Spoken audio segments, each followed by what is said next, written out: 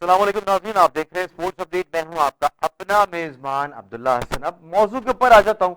अगर मैं स्पोर्ट्स से हट के कोई मौजू पकड़ लूं, अगर मैं महंगाई के ऊपर बात करूं, बेरोजगारी पे बात करूं, या फिर मैं अपना कंटेंट मजबूत करने के लिए किसी और कंट्री का नाम यूज करूं और उसके ऊपर लेके बात यहां पे करना शुरू कर दूं और दूसरी कंट्री को बददुआएं देना शुरू कर दूं, तो यकीनी तौर पे आप भी बदजन हो जाएंगे कि यार ये किस किस्म की बकवास कर रहा है। तो इसी किस्म की बकवास आजकल हिंदुस्तान का मीडिया कर रहा है। जी हाँ, विक्रांत गुप्ता जो कि बहुत अच्छे स्पोर्ट्स जर्नलिस्ट हैं, अच्छी बातें करते हैं प्लेयरों से, लेकिन वो इसी किस्म की मुज़ैका खेस और बिल्कुल बदगुमान करने के लिए अपने शायकीन क्रिकेट को और दीगर कंट्रीज को जो है बदगुमान करने के लिए मुसलसल जो है अपना मकरू चेहरा दिखा रहे हैं और बदगुमानियां फैला रहे हैं। और इसी के ऊपर जो है मुफस्सल तौर पर गुफ्तगू करने के लिए हमारे साथ मौजूद हैं सीनियर तज्जियाकार नय्यरुद्दीन साहब, जो कि बिल्कुल बेधड़क होकर गुफ्तगू करते हैं। नैयर साहब, मैं आपको पहले तो ये बताता चलूं कि विक्रांत गुप्ता साहब अपने साथ दो बंदों को बैठा लेते हैं, फुटेज कोई चल रही होती है फुटबॉल की। मैंने उनका एक शो भी देखा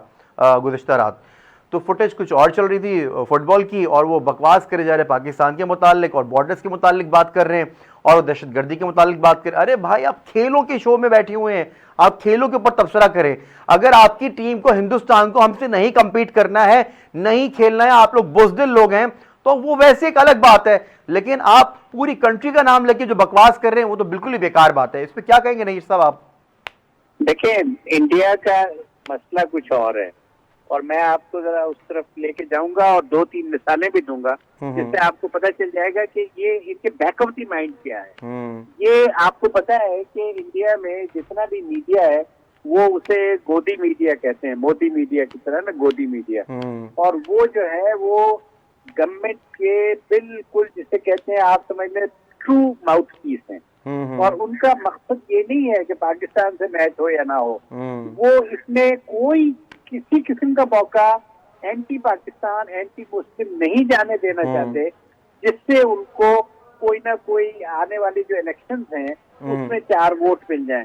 इलेक्शंस की बात मैंने इसलिए की कि मोदी साहब की मैक्सिमम जो पॉपुलैरिटी रही है जब उन्होंने इलेक्शन जीता है 2019 में, तो वो 67% थी। और आजकल वहाँ जो हालात हुए हैं उसके बाद वो 24% पे आ गई। ऊपर से उनके बड़े अहम सूबों के, जिसमें उत्तर प्रदेश भी शामिल, इलेक्शन आ गए। अब उन्होंने क्या करना शुरू किया है मैं आपको बताऊं कि ऊपर से उन पे अफसाद ये आन पड़ी कि उनकी सारी हवा निकाल दी जब अभी पिछले 1 हफ्ते पहले चाइना ने उनके फौजियों की जो दुर्गत बनाई थी उनको मार मार के अदमुआ जो कर दिया था, उसकी तस्वीरें रिलीज कर दी, जिसकी वजह से मोदी के खिलाफ वहां पर जो उनके इंतहा पसंद हिंदू हैं उनमें और नफरत। हमारा राब्ता जो है मुनक़ता हो गया। बहुत ज़बरदस्त गुफ्तगू हो रही थी नय्यरुद्दीन साहब से। एक बार फिर कोशिश करेंगे नैयर साहब से बात करने के लिए, लेकिन उनका हिंदुस्तान का मकरू चेहरा चाइना ने भी बेनकाब किया। उसके बाद सर्जिकल स्ट्राइक की लोग बात करते रहे, सर्जिकल स्ट्राइक के ऊपर पाकिस्तान ने इनका चेहरा बेनकाब किया।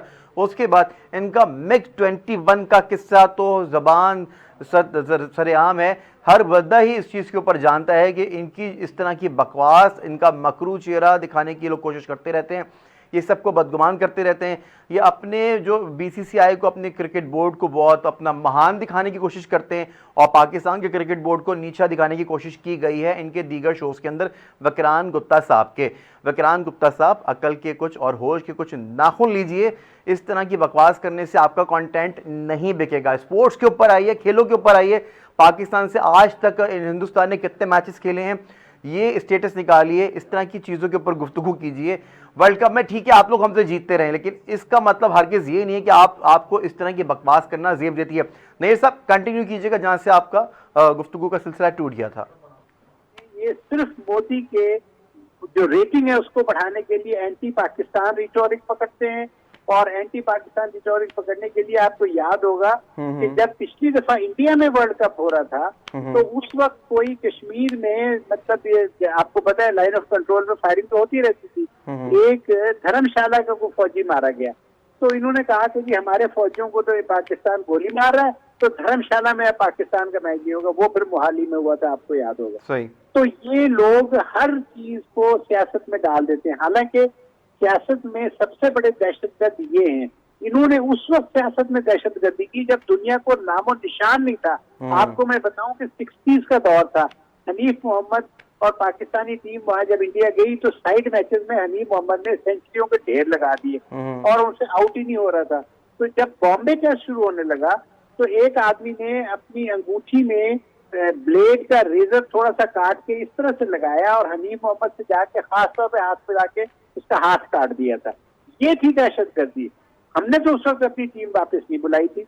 मैं ये पूछता हूँ कि खेल को खेल की जगह पे होना चाहिए है, सियासत को सियासत की जगह पे होना चाहिए।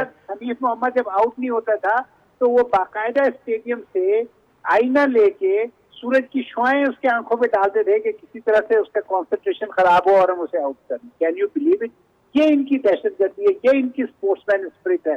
ये लोग तो इस काबिल हैं जो इनके साथ 2019 में वर्ल्ड ओलंपिक एसोसिएशन ने किया था कि उन्होंने कहा था कि अब कोई आपके यहाँ टूर्नामेंट नहीं होगा, क्योंकि आपको याद है उन दिनों में इन्होंने पाकिस्तान के लोगों को वीजा देने से इनकार कर दिया था जो कुछ कॉन्टेस्ट हो रहे थे इंटरनेशनल लेवल के।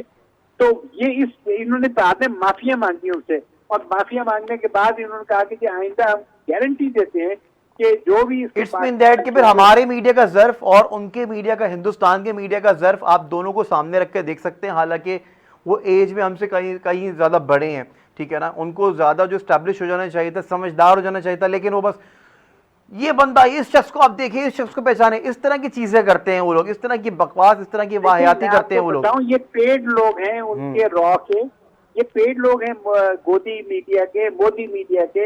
ये लोग स्पोर्ट्स के लिए नहीं आते हैं, स्पोर्ट्स के लिए नहीं आते हैं। स्पोर्ट्स प्रोग्राम जो है वो सारे लोग देखते हैं। जैसे आपने अभी फरमाया कि उनका क्लिप कोई और चल रहा होता है, बात सियासत की कर रहे होते हैं, बिल्कुल ऐसा ही है। धोखा देके स्पोर्ट्स प्रोग्राम शो करके लोगों को ये ल्योर करते हैं कि ज्यादा हमारी व्यूअरशिप आए। स्पोर्ट्स की तो जैसे आपने किस्सा सुनाया नैयर साहब, जैसे आपने किस्सा सुनाया, मैंने अपनी आंखों से एक मैच देखा, बैंगलोर का मैच था, शोएब अख्तर बीच में खड़े थे बॉल को पकड़ने के लिए, लेकिन एकदम से तेंदुलकर आके उनसे टकरा जाते हैं। उसके बाद फिर तेंदुलकर क्रीज तक नहीं पहुंच पाते और डायरेक्ट बॉल हिट हो जाता है विकेट्स को और तेंदुलकर आउट हो जाते हैं। उसके बाद इन्होंने मैदान में जितने भी प्लेयर्स खड़े हुए थे, शायकीन क्रिकेट ने किसी को खड़े रहने नहीं दिया। आपको पता होगा बहुत अच्छे से, बैंगलोर में 1996 का जो एक सेमीफाइनल हुआ था, उसमें जब इन्होंने सेमीफाइनल हुआ था उसमें भी इन्होंने पाकिस्तान के ऊपर, जब भी पाकिस्तान बाउंड्रीज लगा रहे थे, कुछ कर रहे थे, तो कोई बोलने की इजाज़त नहीं थी वहाँ पे। इसी तरह से इन्होंने पथराव करना शुरू कर दिया, खिलाड़ियों के ऊपर बोतलें मारना शुरू कर दी पानी से भरी हुई। मैं तो अर्ज कर रहा हूँ ना, सबसे पहले तो दहशतगर्दी स्पोर्ट्स में इन्होंने शुरू की है। जब इन्होंने 60s में पाकिस्तानी टीम के एस बैट्समैन हनीफ मोहम्मद की उंगली काट दी थी मैच से पहले, ताकि वो वहां पर बॉम्बे टेस्ट में न खेल सके। करना खुदा का ये हुआ, वो जवान खेला और उसने फिर बॉम्बे टेस्ट में सेंचुरी बनाई। तो कहने का मकसद ये है कि इंडिया वाले जो हैं, अगर मैं आपको यकीन दिलाता हूँ कि उंगली काटना क्या, अगर उनकी उंगली बोर्ड भी देता ना कोई पाकिस्तान में, तो टीम उन्होंने वापस ले जानी थी। लेकिन हमने यहाँ पर आज तक इंडिया की इतनी टीमें आई हैं और इतने स्पोर्ट्स के उनके पर्सन आए हैं, इनके आर्ट्स एंड कल्चर के बहुत सारे लोग आए हैं, लेकिन मजाल है किसी का बाल भी दिखा हुआ हो पाकिस्तान में। पाकिस्तान और इंडिया का इस मामले में कोई मुकाबला ही नहीं है। स्पोर्ट्स के मामले में जो रख रखाव है, जो रिवायात है, जो मेहमानदारी है, उसमें दे आर नो मैच। नहीं, ये सब पहले मुझे भी लगता था कि शायद हिंदुस्तान की जानिब से कोई साजिश ना हो। न्यूजीलैंड की टीम यहाँ से चली गई, इंग्लैंड की टीम ने जो है कैंसिल कर दिया, यहाँ पर आने के लिए मना कर दिया, उन्होंने इनकार कर दिया। लेकिन अब तो ये कंफर्म यही लगता है कि इन्हीं की तरफ से साजिश की गई है। नहीं, कंफर्म की क्या बात है, जब आपको जो बॉम्बे का बंदा था और उसकी ईमेल जो है वो सिंगापुर से हो रही है, तो इसमें तो मतलब ये है कि अब पाकिस्तान को चाहिए कि इस केस को आगे इंटरपोल से लेके तो इंटरनेशनल कोर्ट ऑफ जस्टिस में जाए और जो भी नुकसान हुए हैं उसको उनसे नहीं साहब, इनसे पूछा जाए कि कुलभूषण यादव कौन था, कहाँ से पकड़ा गया? कुलभूषण यादव जो था, हुसैन मुबारक, सीधी सी बात है, मैं तो एक ही सवाल करता हूँ कि हुसैन मुबारक का आपने कुलभूषण यादव को पासपोर्ट दिया, आपने दिया, हमने तो नहीं दिया। जेन्युइन पासपोर्ट था, फेक नाम पे था और उसने 22 दफा पाकिस्तान में एंट्री की, सारा हुआ हुसैन मुबारक के नाम से। सवाल ये पैदा होता है कि आपने एक शख्स को मतलब फेक आइडेंटिटी पे जो पासपोर्ट दिया है, यही इन सेल्फ प्रूफ है कि आप टेररिज्म को पाकिस्तान में बढ़ावा दे रहे हैं और स्टेट स्पॉन्सर कर रहा है टेररिज्म पाकिस्तान। और तो बातें छोड़ दें आप। चले नैयर साहब, विक्रांत गुप्ता, तुमने मेरा पूरा वक्त बर्बाद कर दिया, पूरा शो अपनी बातों में, अपनी बेकार की बातों में निकाल दिया, क्योंकि मैंने तुम्हारा शो गलती से देख लिया था। मैं ये समझता था कि तुम बहुत अच्छे जर्नलिस्ट हो, लेकिन तुमने जो अपना मकरू चेहरा बेनकाब किया, और अच्छा हो गया, आइंदा से मैं तुम्हारी शोज नहीं देखूंगा। सर, अब आ जाते हैं मैचेस के ऊपर, आ जाते हैं। पाकिस्तान ने वार्म अप मैचेस खेले हैं, 2 मैचेस खेल चुका है पाकिस्तान अब तक। एक वेस्ट इंडीज से खेल चुका है, एक साउथ अफ्रीका से खेल चुका है, दोनों में बहुत अच्छी परफॉर्मेंस रही। मान लिया ठीक है आप हार गए साउथ अफ्रीका से, लेकिन आपके बैट्समैन ने बहुत अच्छा परफॉर्म करके दिखाया है। फ़खर जमान जो कि टीम का हिस्सा नहीं थे, वो उनको टीम में जो आखिरी वक्तों में जगह दी गई, लेकिन उन्होंने अपनी जो है जगह को कंफर्म भी कर दिया, और उन्होंने बताया कि आप गलती पर थे पाकिस्तान क्रिकेट बोर्ड को, कि अगर आप मुझे मिस करते तो आप कहीं मैचेस में कहीं ऐसे छक्के, कहीं ऐसी बाउंड्रीज भी मिस कर देते देखने को। जी, आप सही फरमा रहे हैं। फ़खर जमान ने, आपको मैं एक स्टैटिस्टिक्स दूं तो आपकी खुशी में इजाफा होगा कि कल पाकिस्तानी टीम ने 11 छक्के लगाए, उसमें से 6 छक्के जो थे वो फ़खर जमान के थे। तो कहने का मकसद ये है कि फ़खर जमान इस वक्त प्राइम फॉर्म में है। मैच में क्या होता है वो तो अल्लाह ही बेहतर जानता है, लेकिन हम तो एक प्लेयर की जो फॉर्म होती है करंट, उसके मुताबिक हम कहते हैं कि जी इसको, जैसे अभी केपीके के जो कैप्टन थे, उनका नाम मेरे जहन से निकल रहा है, कि उन्होंने बड़ी अच्छी परफॉर्मेंस दी and he could have been taken to the team. लेकिन चले ठीक है, जो भी लोग गए, जो प्लेयर्स गए ना, हम इनको बैक करते हैं, हम इन्हें सपोर्ट करते हैं। एक बात मैं जरूर कहूंगा कि देखें, ये जो प्रैक्टिस मैचेस थे, इसमें कल के मैच में जो हमें दुख हुआ वो ये कि अगर 190 को आपकी बॉलिंग डिफेंड नहीं कर सकती, तो इसका मतलब है कि कहीं ना कहीं कोई ना कोई तो इशू है ना। आप प्रैक्टिस मैच इसीलिए खेलते हैं कि आपको अपनी गलतियों का पता चले, और उस गलतियों में जो मुझे नजर आ रही है बात ये है कि जब 2 प्लेयर थे, हफीज और शुएब मलिक, तो उनको भी बॉलिंग करा देनी चाहिए थी।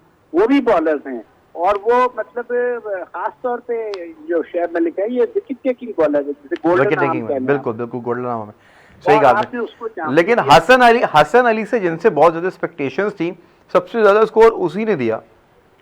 देखिए, स्कोर देने की तो कोई बात नहीं है, लेकिन जिस तरह से आपके जो स्पिनर है शादाब, उन्होंने जो लेट डाउन किया, शादाब से तो कुछ भी नहीं हो रहा है। मुझे ये लगता है कि हम एक प्लेयर गलत ले गए और उसको वाइस कैप्टन भी बना दिया।